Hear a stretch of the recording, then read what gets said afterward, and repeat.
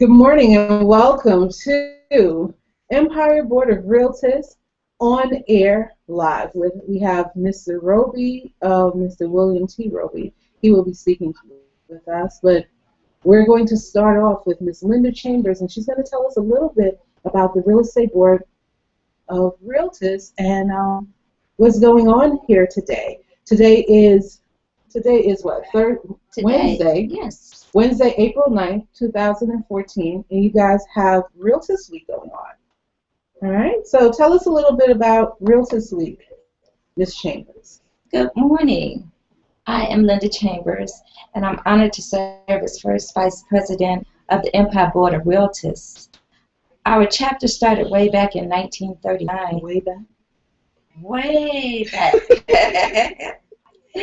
And it's a part of the oldest African American trade organization in America. These are called Realtists, and first six is when it started to April the 12th. We're celebrating. And you guys also have another milestone that you're celebrating this year as well. Yes, 75 years. 75 years is an organization, one of the older organizations, well, in the world or in the South.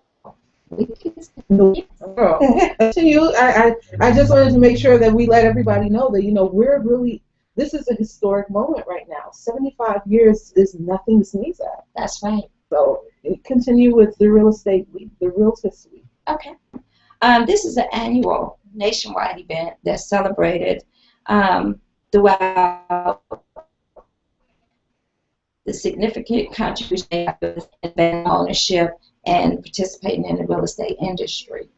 Of course, our office is located at 686 Joseph Lowry Boulevard, and we're hosting a series of events from yesterday on Tuesday. We had legislative. That would be Tuesday, April 8th. Yeah. Tuesday, April 8th, they began the events. We began, well, actually we started on Sunday. Okay. We started with our national president, Donnell Spivey. He flew in, and we went to Cascade United Methodists.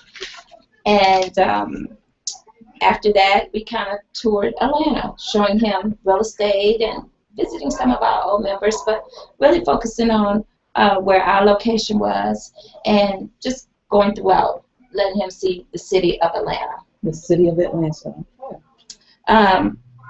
So what is the purpose of Realtist Week, and how is that significant to the real estate industry? Because you call yourself realtors as opposed to real estate agents. So what's the differentiation? As I said, back in the 1930s, they wouldn't allow us to become active members of the Atlanta Board, the CAB Board. And so there were 7 men that organized the Empire Board of Realtists. And to be honest, it created an avenue where we could actually decide on where we wanted to live. They stopped blockbusting. It just created a lot of avenues for African Americans. Okay. Now, we're going to talk with Mr. William T. Robie later on, and he's going to give us a historical account of being a realtist in America for 64 years. Yes. I mean, those are 6 decades of information. And he looks like 10 decades of age.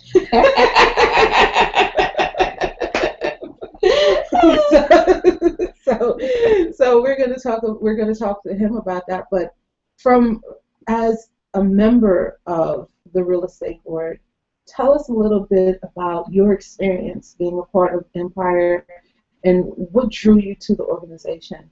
Well, I actually came into the Empire Board when I first received my license in 1996. And it's just been fabulous because I've been able to meet individuals such as Mr. Robie, and I was I was the young realtist during that time, so I got a chance to really grow within the, shall I say, the nicely elderly people. They trained me to be who I am today. Um, I mean, Bobby Sanford, and just some of the real older people, Senator Connie Stokes. I was around when all those people were really very active. Ed London. Even I took past President Spivey to see Cameron, which is a past president. I had an opportunity just to be with all those past presidents, being at a very young age in my real estate career. And not to mention Brady Barnett, who just passed away on last week. So it just gave me a vast of, I don't know, history, knowledge. Just it's like being with your grandparents and receiving all that wealth. Is Now, you said it gave you a vast amount of knowledge and information. How does that knowledge and information that you gained from those people helped you in your professional career? It's helped me to appreciate my career. Something that everybody just can't do. Being one thing about, I had the what shall I say? I had the honor of being with our president Spivey, going on a radio station on Sunday with Ola Brown. And she had calls in, and she had, I guess they were emailing her, and people from New Mexico were saying that, they don't purchase properties. They don't own properties. They lease properties. Wow. And so sometimes we take it for granted that we actually we're able to purchase properties. And not only that, we're able to live wherever we want to live, no matter what, because we fought for this. Yes, fighting for this. Now, again, this is real estate. This is Realtist Week. It is. And the Realtist Week started on April 7th, and it ends on April 12th? Yes, and right now we are having our Allied and Affiliate Expo, and we have a wonderful crowd. We have our attorneys here. We have banks, insurance companies. We have all our affiliates. We have our committees.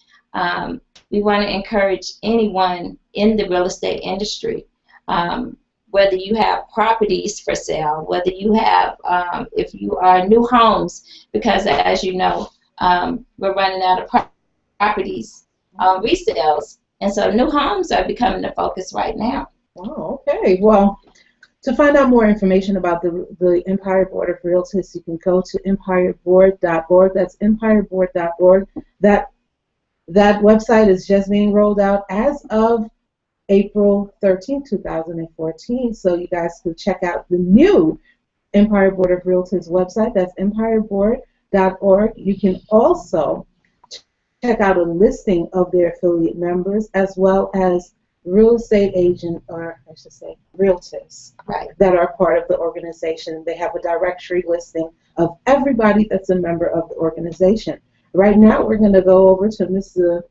William T. Robie. I want to thank you so, Linda, for being a part of today's conversation. It's my pleasure. And we will definitely be talking with some of the vendors here at the Allied Fair. Okay. Well, don't forget tomorrow we have our our final event. Okay. Will be at Pasco's from 5 to 8. Pasco's from 5 to 8. 5 and where's Pasco's? Pasco's is located on Northside Drive, 1080 Northside Drive. 1080 Northside Drive? Right near the dome. Oh, okay. 1080 Northside Drive, right near the Georgia Dome. Yes. You can't get any more southern than that, right? Can't get more Atlanta than that. Corner of Fair Street and Northside. You hear that voice in the back? That's Mr. William T. Robie. All right, Linda, thank you so much. It has been my pleasure. It's been a pleasure as well. All right, Mr. Robie. We're gonna take a few minutes to change positions, and Mr. Robie is gonna come forward. How does that You want me to come over there? All right, Mr. Robie. Yes, sir. 94, you know, your memory. Boy, You're not wow, gonna you're be. so handsome to be so. It was Wow. We are we are at the Empire Board of Realtists in Atlanta, getting ready for. Oh my God. Mr. William T. Robie is going to tell us a little bit about, he's going to discuss 64 years as a realtist in America and the changes that have occurred over the past 6 decades. So without any further ado, I introduce you to Mr. William T. Robie. Mr. Robie, thank you so much for joining us today. Thank you for inviting me. I am so excited to speak with you about this. I have so many questions. It's like, Okay. I think that it's imperative that we as African American journalists,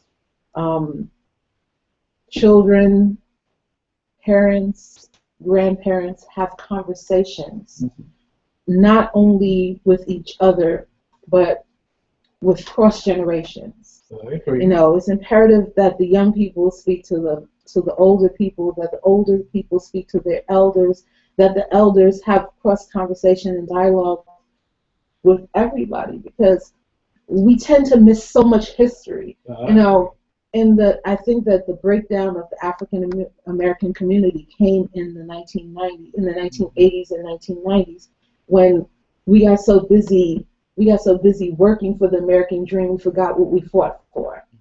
And so I want to talk to you about your feelings about current state of Black America and 1950, when you started with the Empire Board.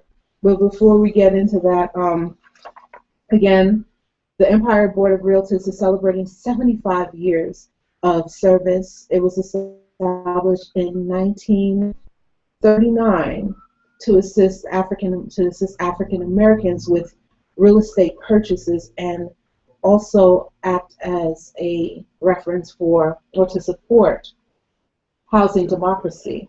In 1950, a young 20-year-old William T. Robie joined the organization. You were 20, right? No, I was,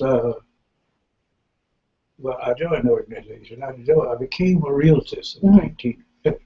You became a realtist in 1950. Okay. Therefore, I was 30 years old. So at 30 years I'm old. 94 now. 94. I was born in 1920.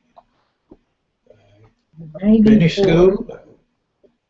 Got out of school in 1950. Came and I was teaching some part-time business, and including the real estate course at Clark College in 1950, when W.L. Calloway, Alexander Calloway Realty Company, invited me to become an agent.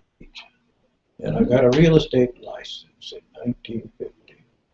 1950. So you were 30 years old. And see, this. I'm glad that you brought that up. You were 30 years old.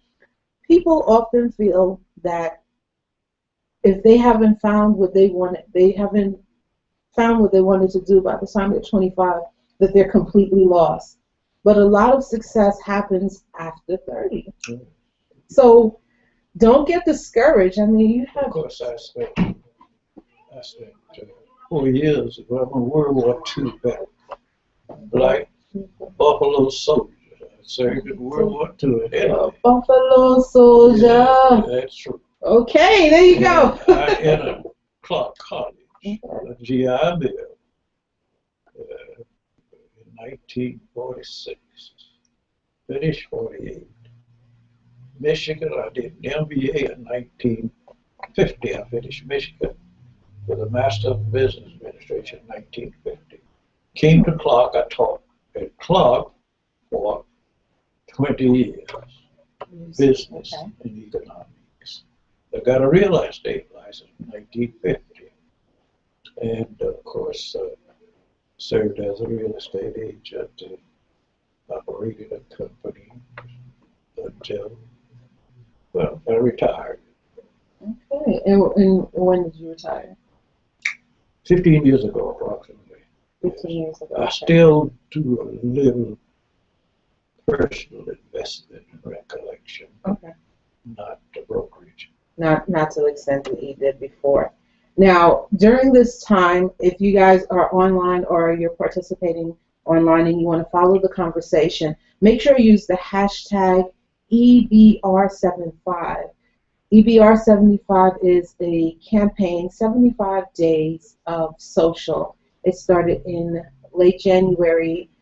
The organization wanted to introduce social platforms and connect with agents where they hang out, and also introduce them to more productive platforms for engagement. The first installment of 75 Days of Social will end on April 12th. And on April 15th, we will begin our second installment, which will focus primarily on interactive engagement using the Google platform as well as LinkedIn, because we want to make sure that real estate agents are being more productive in their communications on social platforms. Now, Mr. Robie, you touched on stuff already. Like, you touched on a lot of stuff already, my mind is just racing, but I want you to kind of tell me the tone of America in 1950 when you joined the organization and why it was important for you to be a part of the Empire Board. In 1950, of course, housing industry was, of course, segregated, and the black population of the city of Atlanta lived in little pockets around the city with no outlet for expansion into subdivisions and expansion for new housing. The only housing mostly that we received back there then were housing that the white community moved out of, and of course we occupied. We, of course, at that time had one or two good black house building black contractors. In 1950, of course, blacks had a hard time trying to do business with very little inventory, very little opportunity for expanding the black communities. And of course, they could not join the National Association of Realtors. So after, of course, the 7 members, as you said, on the Empire Real Estate Board, we did some protesting and contesting the rules and regulations, restricting housing, and eventually we formulated challenges against the Georgia law, and eventually we took the case all the way to the Supreme Court and got the Supreme Court decision that segregation and division of housing in black communities and white communities was unconstitutional. Now, the zoning law and this chapter of the Empire Real Estate Board, which, as you say, was formed back there, led the onslaught and the fight to achieve that. so you led the fight to achieve The Empire, not me. well, I was one of when I say many. you, I'm referring to you as a part of the board. The Empire gave the momentum. Okay. We filed a suit back there, and I was part of the group and the member of the Realtist who took it all the way to the Supreme Court. So you took it all the way to the Supreme Court. Now, during the time of protests and contesting, right? Were there any instances of bodily harm or imprisonment? Fortunately, there was no real bodily harm Okay. in the Atlanta communities. Sure, there were arrests, Okay. but the major weapon against the black real estate industry, black real estate, especially then, was a loss of license. Okay. The Georgia Real Estate Commission then had a policy of suspending or canceling your license if you did what they called at that time blockbustering. Okay. Really, they accused us of blockbustering. And can you define that term based on their specifications of what it was? Well, according to the Georgia Real Estate Commission, we were blockbustering, even though we were legally. We might knock on a door and ask a lady, white lady showing up, black lady, white man, white family, if they wanted to sell their house. Oh. Or even get on the telephone and telephone them if they could prove So you that were we forbidden. were really in any way soliciting sales, especially in the French community. See, that's what we'd be around French community, and many of the whites would put the houses up for sale. Black could expand the communities. But we were accused of blackbusting. Anybody who wanted to could have our license revoked by simply filing a complaint with the Georgia Real Estate Commission. And we would be called down and they'd hold a hearing and cancel our licenses. I can't fathom the idea of being penalized or chastised for simply asking somebody of a different race if they wanted to sell their home. And so that's something that you actually, or people in your community have actually experienced. Yes, I was with my broker. Okay. W.L. Bill Calloway, he was my broker then. On Mosley Place, we stopped at a house. We were coming through, that's not far from here. And he stopped. The gentleman was out cutting his lawn. And Bill Calloway said, I'm going to stop and see if this gentleman would like, know anybody who would like to sell a house. And he stopped his car and I was riding with him. He got out with up there on steps where he was cutting on and asked him, about selling, or did he know anybody who would like to sell? And he took a card, they got a few words exchanged, and Bill Calloway, my broker, left his card. He came back to the car, we got the card. Went back to the office. The next day he had a summons from the Georgia Real Estate Commission to come down and answer the charge of blockbustering. Wow. And that was all he had done. Just stop. If he knew, or if he would like to sell his house. Now we're talking about 1950. Civil rights movement was between 1955 and 1968. During that time of protest, I guess we say throughout the U.S., during that time of protest throughout the U.S., what was the tone when you living in French communities and also dealing with the Caucasian population in regards to real estate and the growth and the development of the African American communities? Because I know that we had a prosperous community at one point, but how did we get there, and what was the tone in those communities? Well, of course, the citizens of Atlanta, the black, colored citizens of Atlanta, have always been entrepreneurial, aggressive, innovative, and encouraged. Of course, they always had their own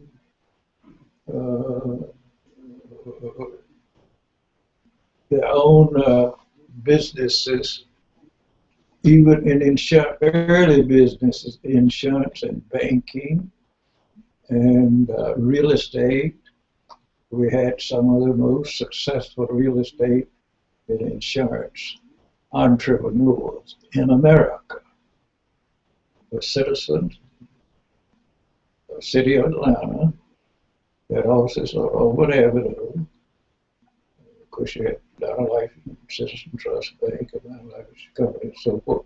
So the city of Atlanta, the blacks in Atlanta, are entrepreneurs. They're enterprise-minded people. And they go all the way back to, I'm trying to remember the names of some of the first people that who started, so of course Atlanta Life, Herndon, and the bank, of course, that was started not by Mr. Milton, but L.D. Milton was one of the guys who developed and grew the Citizen Trust Bank, which is still. So I think that we say probably, as it relates to entrepreneurship, Atlanta University Center, colleges and schools in the Atlanta area seemingly gave impetus and encouragement to the blacks, the colored folk back there then, to spring out and become independent, self-sufficient, and to take advantage of all opportunities that present themselves to move forward the black communities. Now, in the late 1960s, women were given the rights. Women were given equal rights to an extent, right? From reading the history of the Empire Board, it seems like you guys put women in authoritative roles far before it actually happened nationally. Tell us a little bit about that story, because I know there was reluctance towards that. Well, we, of course,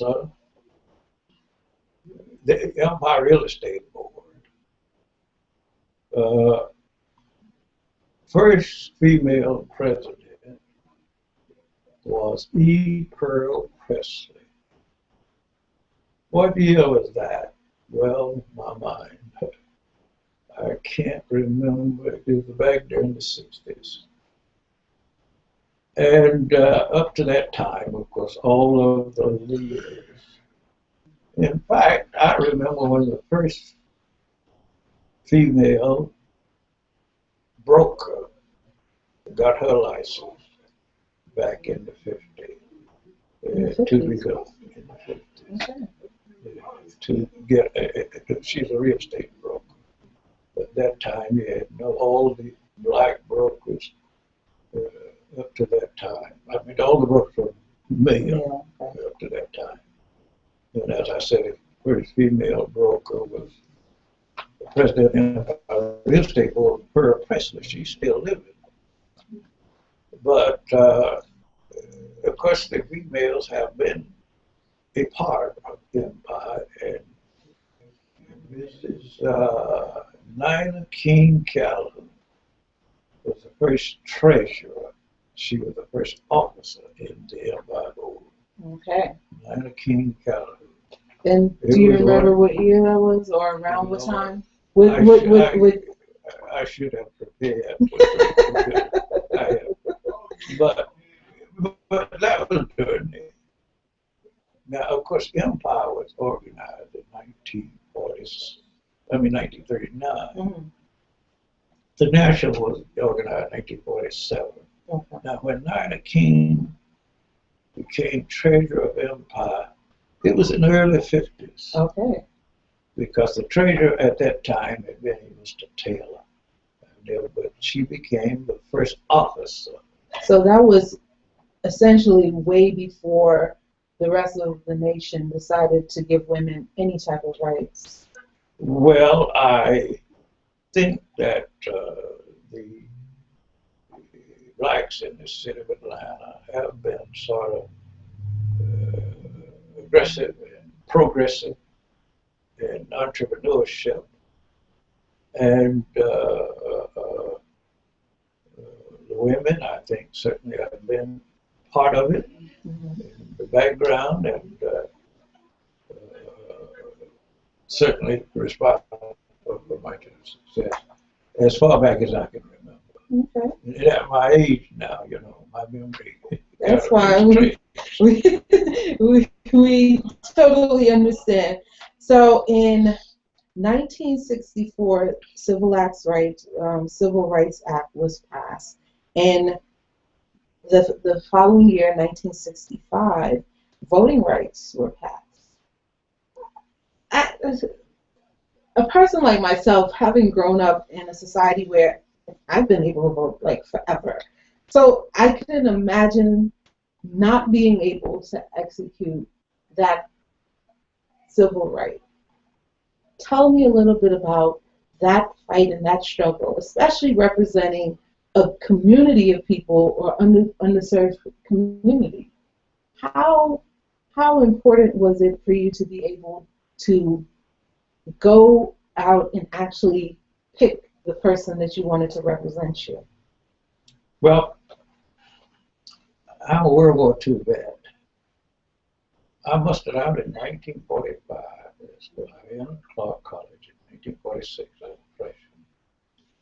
You probably remember at that time that in Georgia you had the white primary, the Democratic white primary. Democrats ran Georgia, the Republicans.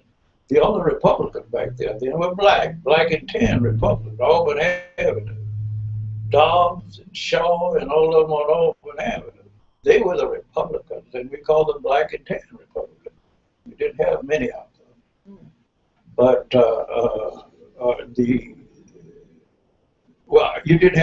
you had, in early 40s, after I got out of the Army, Auburn Avenue, politics on Auburn Avenue dominated by the Republicans. As I said, Bill Shaw and Wesley Dobbs and Daddy King, and that group I can go way back. But of course, they are all Republicans, because at that time Democrats wouldn't let blacks vote in the primaries, and they called it the white primary. We didn't have a choice of choosing which candidates would run for governor, senators, or whatever. The whites had the exclusive control over who would be chosen to run as a Democrat. And if you voted then, those few blacks who had the right to vote then, you had to pay a poll tax, you know, all of that back then. That would vote then Democratic, they had to vote for the Democrat that the white primary chose. So they were mandated to vote for those people? Because the whites chose their candidate and told us which one they wanted to run. You see, so you paid for this right, you paid a poll tax, but you still had to. Well, we didn't pay a poll tax at one day. Of course, it was poll tax was later on declared illegal and so forth. Blacks didn't have any money back there to be paid to vote right to vote, but you did have some now. You know what I'm saying? You had a few of the Auburn Avenue people, President Republican, back in the club. You didn't have many Democrats there, but the only and most popular Democrat on Auburn Avenue was A.T. Walden. Have you heard of him? A.T. Walden, the first black big lawyer there, was Democrat. He's the first black out there to get out of Michigan, University of Michigan Law School. Came to Georgia, and he was a Democrat. I don't know how he got to be, but he was the Democrat leader on Auburn Avenue. And he, of course, was instrumental in helping us contest and protest against the white primary. And we got the white primary, the white fellow, his name, in fact, I used to work with him as a real estate appraiser, Morris Abrams. Well, he was the first chairman of the Civil Rights Commission, appointed by Nixon. Or was it Nixon? Or who appointed him? I don't know, so memory here. That's But fine. Morris Avon was chairman of civil rights. But Morris Avon finished Emory after he got his practice in law here. I was a real estate agent, real estate broker, and I was an appraiser. I took a real estate appraising in Michigan, and I was one of his expert witnesses in contesting uh, appraisals, condemnations, and things of that sort.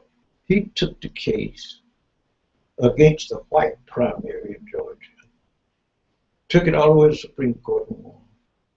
The Supreme Court decided that the white primary was unconstitutional. So we blacks really, I remember when I was a student at Clark, we left Clark, there was a teacher there who took us down to the courthouse and we registered to vote. After the Supreme Court declared that the white primary was unconstitutional. And I have voted religiously. I don't remember when I have not voted since 1956 But in all these Georgia politics. and you value voting because of the things that you had to endure prior to. Well, that too. And I mean, yeah, surely I had fought a war. Oh, this is before the war. You felt like you had the right to say, look, you need to let me have a part of it. Veteran. The civil rights movement fermented on the black college campuses. I taught on some of the prime movement, Ben Brown, and some of them here in Atlanta. But I guess I was a veteran. I felt I had rights. I supported opportunities to protest or to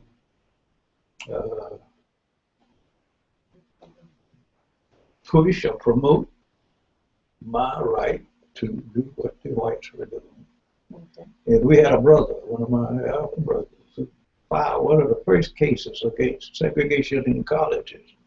The Sweat case, have you ever heard of it? Texas. Okay, Texas. Texas created a special school.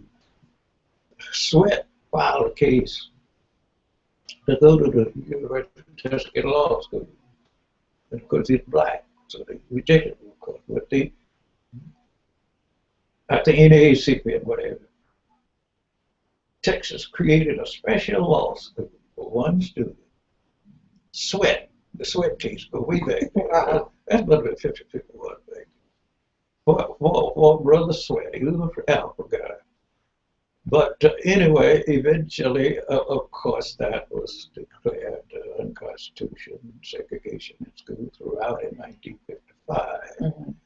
But I think we veterans, at least World War II, came back, and where we could, I think we did ferment some of the contests and the protests against inequality and all of these public services. You know, there's so much, like, you have so much history, so many things that I can ask you about, you know, just the fact of you being a veteran, also the part of you being an educator, and then turning around and becoming a real estate agent. Like, there's so many things that I want to ask you. We don't have that much time, but like, I definitely want to ask you, how do you feel 40-something years later, after we've been granted the right to vote? Because I think African Americans don't realize how young our community is, how recently we've been able to have these luxuries afforded to us off of the sweat and the sacrifices of people like yourself and others that have paved the way. So how do you feel about the current generation in their total disregard for the legal and the legal system, as well as the voting process?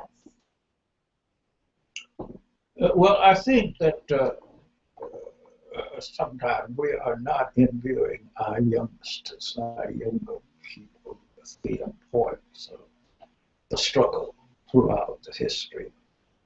And I think they're losing. And I got 5 children, all grown, got 12 grandchildren. And of course, they probably are not expected to fully appreciate the struggle that their parents, me, and their mother, whatever, helped them to get there. Oh, I mean, professional. My son is the first graduate of the University of Georgia, Black School of Pharmacy. And I had one of the first blacks at Georgia Tech, so forth. But they can't fully, I think, comprehend what it was necessary to give them that opportunity to get there. I think that, of course, we've got to, in some way, try to relate our younger people that are coming on, my grandchildren, to the relevance of their history and the cost that their parents and grandparents paid and the struggle that they had to carry on in order to become eligible and achieve the degree, even though it's an imperfect, of equality that we have now. You could not imagine Obama president way back there without that is the one thing that I really want to get your opinion on, like the dream being realized, and has it actually been realized? I'm gonna reveal. No, I ain't gonna tell you.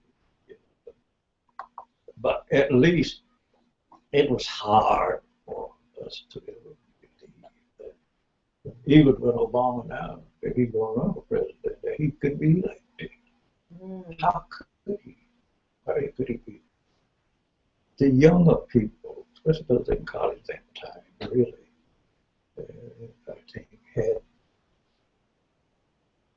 the courage and the commitment and determination to get a real. But certainly in my time, where I was born back there, you couldn't imagine. That was a fantasy. It was, and especially that Obama's going to beat Hillary. A black boy beating a white woman. How could you?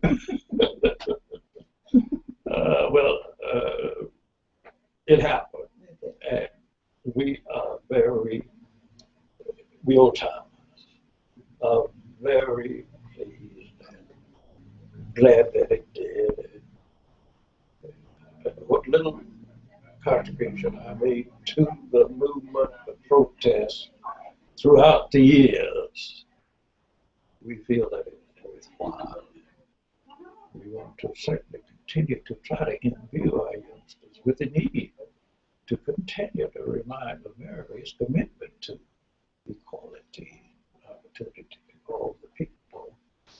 And I'm not quite sure that some of our families are really taking the time and kind of keeping their youngsters in touch with who they are and how do they get to be where they are. That brings me to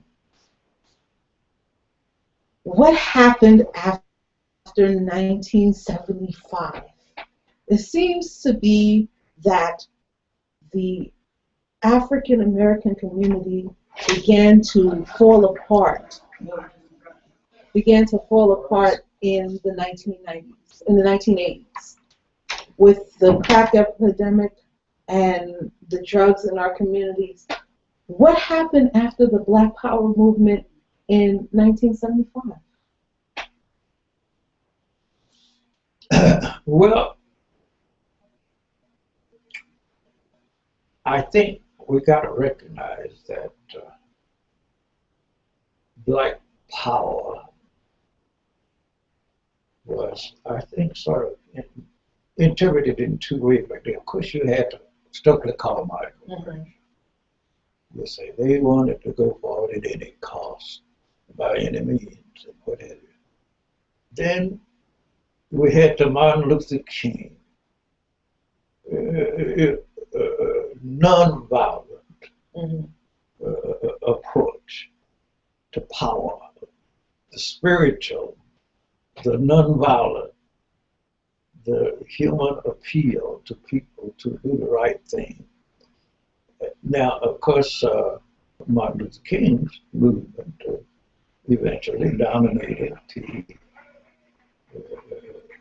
progress and the achievements, I think, of what we have been able to do, and not the Stokely-Carmichael militancy. You see, those who really want to pick up arms, fight back, and do all that. But of course, fortunately, we did have cool-headed leaders who took the right path, and Martin Luther King certainly was one of them. And my wife, incidentally, was a number of his wives at church, and she went to Sunday school with him. And so I think that the attitude that the leaders and the black movement, the protest movement, didn't ever overcome the realities and the effectiveness of the movement, the power of nonviolence, protest, and self-help, and that kind of thing, rather than to pick up arms and try to. So they never really overcame that ideal. What do you mean? Well, you said that you felt that they didn't really overcome. They were not overcome by the idea. Okay. At least the combatant. Okay. You So say they were the more militant. okay. They were more militant. They were still they more were militant. Reconciling, Okay. forgiving, Okay. and encouraging and tolerating and trying to educate the power structure Okay. to the commitment that the Constitution of the United States provided for all people. And of course, I think in a sense, we won. But then what happened? Because we know that we had this whole horror of self-help, self-recognition, self-awareness, and there was a Pan-African literary movement and things like of that nature. And then somewhere between the mid-'80s and the early '90s, it all seemed to dissolve. Well, yes. I think that integration became the watchword. It became not separation or segregation yet. No. It's a separation. The Pan-Africa, to a sense, was more of a separation. Live separately, do your own thing, let them do their own thing. You see, instead of probably the Martin Luther King approach, a civil rights movement approach, was integration. We have one constitution, one people, and we want to integrate and collectivize, well, not collectivize, at least associate these people in such a way that they will become common-minded and understanding and appreciate each other and treat each other in an equal and fashion. Of course, that is the commitment, I think, to what our leaders, our politicians, certainly our president, whatever now, not separation. The Pan-African and the Muslims, in many cases, they were separations. We do our thing. We're going to do our thing. We got history. Go back and do our thing. So do you think that the sectors of the community that wanted to do their thing sort of tore away at the fabric of the African American community, causing a divide inside our own home? Well, there's no doubt about it that the black movement, black Africanized movements didn't always harmonize with the attitudes and the commitment policies of the American Negro organizations in attitudes at that time. And there was, and still now, I mean, still you've got people who follow Muhammad, Sharp, and so forth. Probably not as religious. Sharpton is on CNN. I mean, I don't know what is Sharpton at this point. Is he a civil rights movement person, or is he a separatist, or is he trying to get it for himself? Well, Sharpton is clever. We'll leave it at that. No comment. All right. Okay, well, you know, we talked about that. We talked about the establishment. We talked about civil rights. We talked about the 1970s, and we talked about everything. When we talked about, you know, the current administration. Is there anything that you would like to leave for the general public in regards to your experience as a real estate agent, a realtist in America over the past 64 years? Well, sort of, there are things I would like, of course, when you're dealing with a 95-year-old mentality, your references don't come so quick and easily. Mm-hmm. But I think that we need to certainly continue to pursue the objectives, I think, that have been established by previous generations and leaders to find equality of opportunities in a country that is committed to equal rights and equal opportunity to all people, that they be adhered to and enforced, and commit ourselves to continue to make the sacrifices. I'm not quite sure that many of the young people now really want to make the sacrifices that are still necessary to push forward the dream, the American dream. Tell me what are some of the necessary sacrifices in 2014? Because I want to know, what are the necessary sacrifices in 2014 for us to effectively achieve the American dream? From your perspective, because you have years of... That old computer is slow too. I can't, but I could come up with some, but I don't know how quickly. Okay. Yeah, but it's no question about it. We have to believe in ourselves, to know yourself, and believe in yourself, and don't be distracted by too much of the worldly achievement, but the long-term objectives that have certainly brought us thus far.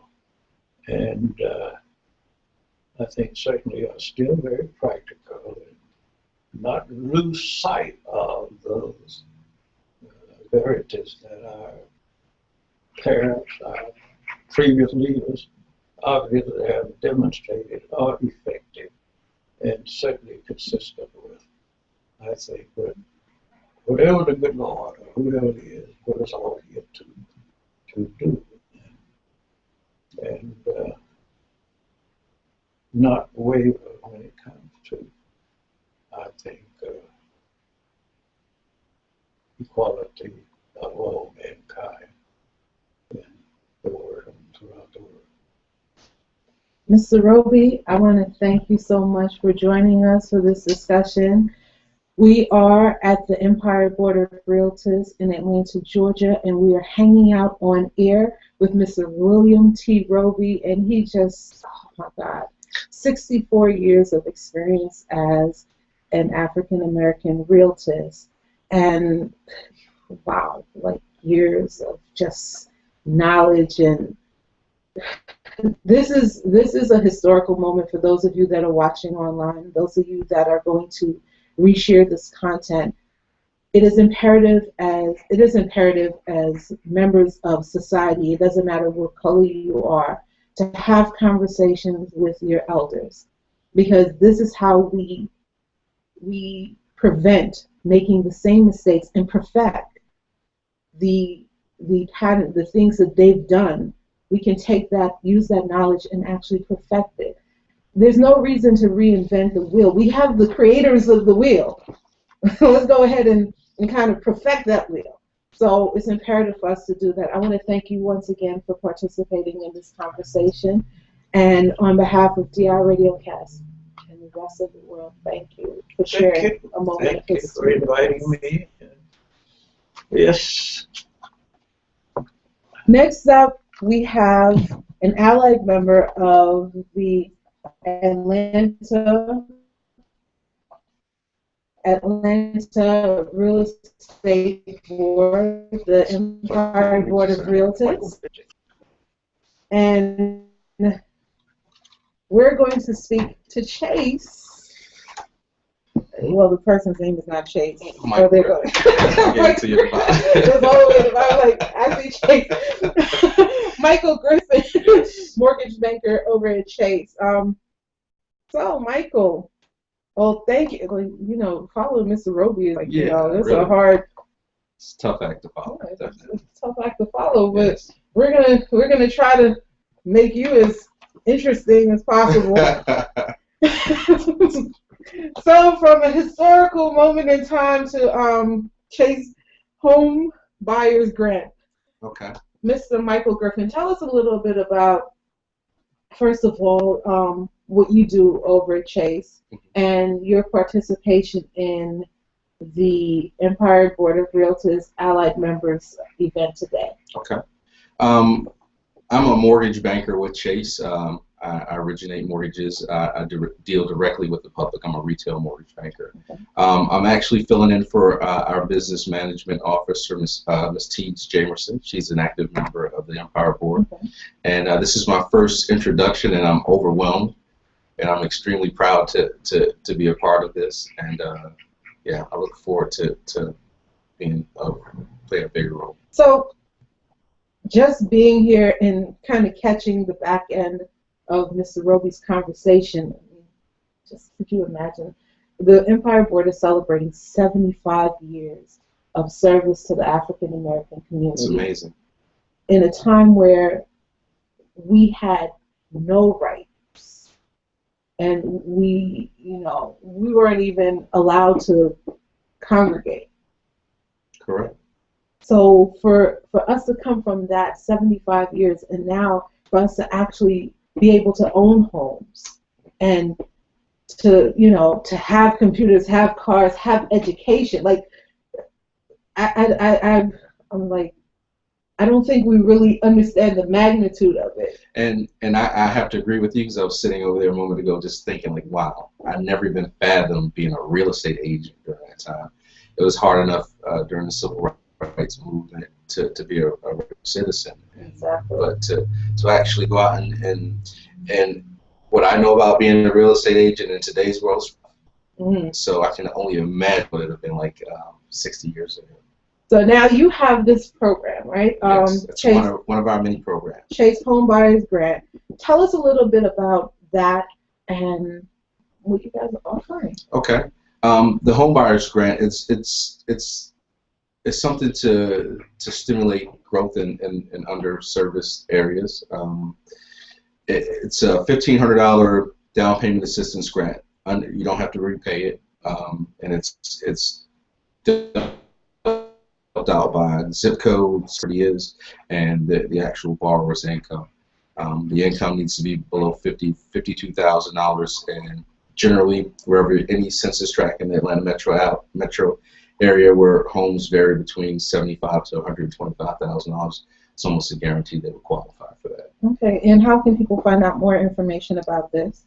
They could go to my personal website, which is I love to read it, but it's like Braille from here. Home loans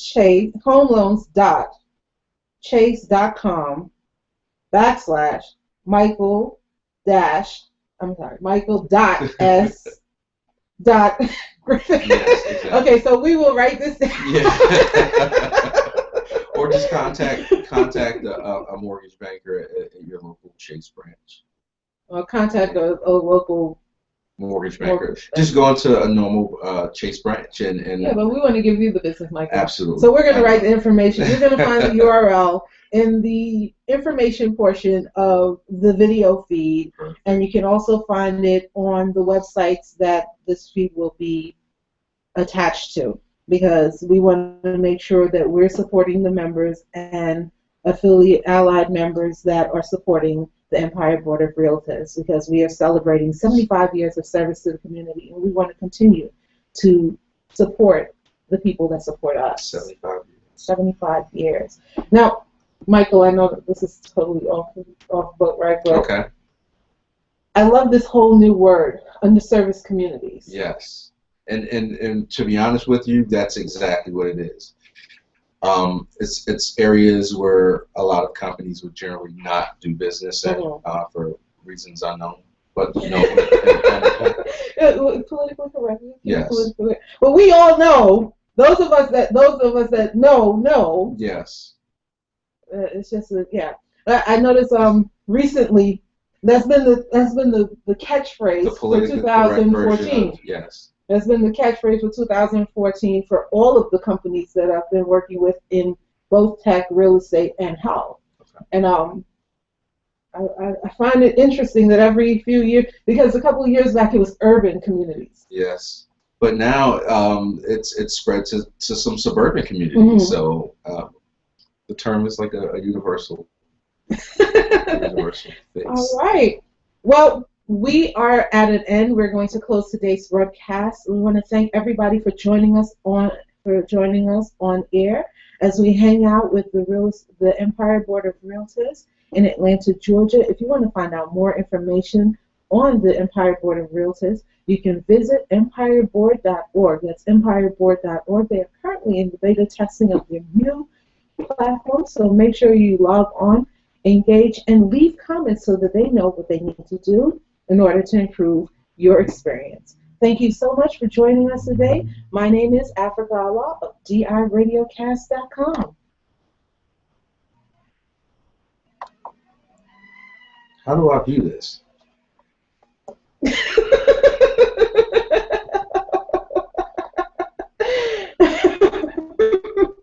I would love to see that interview in its entirety of Mr. Robie.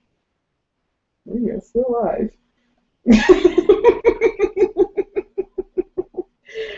And